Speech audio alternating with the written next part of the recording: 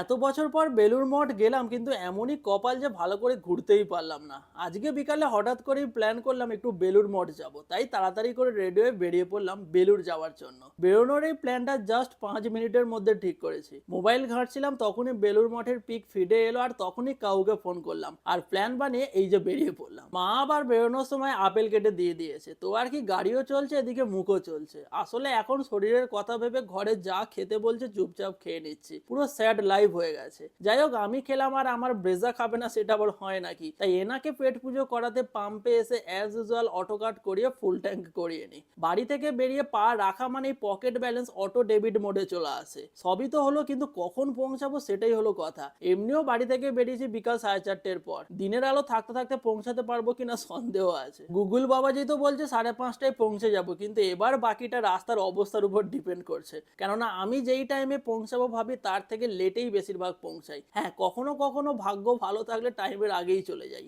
এদিকে রাস্তাটা তো পুরোই আননোন আমার কাছে, তাই এদিক ওদিক দেখতে দেখতে ফাইনালি 5:45 নাগাদ এখানে চলে আসি। কিন্তু পার্কিংটা উল্টো দিকে, তাই আবার গাড়ি ঘুরিয়ে মেন পার্কিং এ এসে গাড়ি পার্ক করে ফুল স্পিডে হাঁটতে হাঁটতে বেলুড় মঠে এন্ট্রি নিয়ে নি। সঙ্গে হচ্ছে পাখিদের জোরদার লেভেলের কিচির মিচির শুনতে শুনতে। বহু বছর পর বেলুড় মঠ এলাম, লাস্ট কবে এসেছি সেটাই মনে পড়ছে না। শুধু মনে আছে দক্ষিণেশ্বর হয়ে জেটি পেরিয়ে এসেছিলাম, যেটা মেনলি এখনো অনেকেই করে থাকে এখানে আসার জন্য। ভাবলাম একটু গঙ্গার ধারে গিয়ে বসবো, কিন্তু জানতে পারলাম যে টাইম নাকি শেষ, আর এখানে বসা যাবে না। তাই এক ঝলক গঙ্গা ভিউ দেখে এখানে চলে আসি। 6টা পর্যন্ত লাস্ট টাইম আমার জানাই ছিল না। একটু পরে ভিতরে সন্ধ্যা আরতি হবে, তো বেশিরভাগ সবাই ভিতরে যাচ্ছেন, নয়তো এখান থেকে চলে যাচ্ছেন। এবারে তো ভালো করে বেলুড় মঠটা ঘুরতে পারলাম না। নেক্সট টাইম আবার আসবো, তখন টাইম মতো আসবো, একেবারে দক্ষিণেশ্বর ঘুরে আসবো। আপাতত কয়েকটা পিক তুলে এখান থেকে বেরিয়ে পড়ি। তবে যতক্ষণই ছিলাম বেশ ভালো লেগেছে। বাইরে পাপড়ি চাট বিক্রি হচ্ছিল, কিন্তু খাওয়া যাবে না, তাই বুকে পাথর রেখে এখন গাড়ি করে টুক করে চলে এলাম এখানেরই একটা মলে। রঙ্গোলি মলের নাম অনেক শুনেছি, কিন্তু কখনো আসেনি, তাই ভাবলাম আজকে যখন এদিকে এসেইছি তাহলে একবার ঘুরে আসাই যাক। তো ফটাফট করে গাড়ি পার্ক করে চলি মলের ভিতরে এন্ট্রি নেওয়ার জন্য। কিন্তু এদিকে যাব নাকি ওইদিকে যাব কিছুই বুঝতে পারছিলাম না।